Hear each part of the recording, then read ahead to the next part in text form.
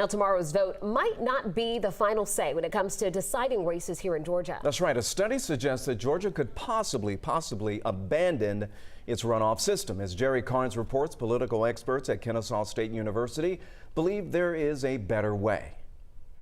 One quick visit to her polling spot in Northeast Atlanta, and Monet Spells has added her voice to the 2022 elections. It might not be her final say. I'm ready for the elections to be over, though if we had a runoff, I would absolutely vote, and I would vote early. The last time Georgia voters picked between candidates running for U.S. Senate, both races went to a runoff. It could happen again, at a price.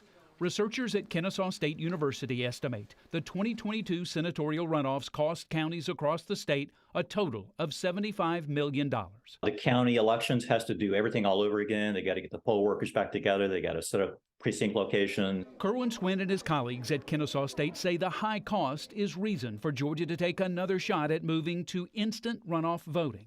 State lawmakers have discussed it in the past, but haven't approved it. Here's how it works.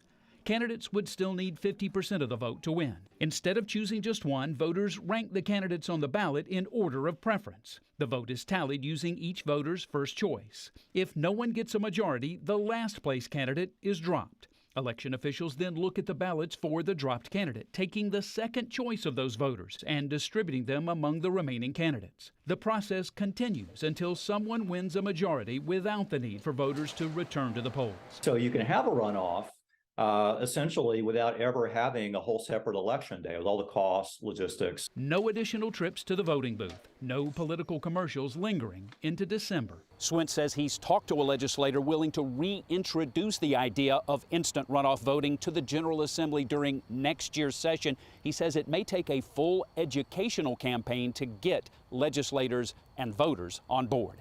In Southwest Atlanta, Jerry Carnes, 11 Alive News.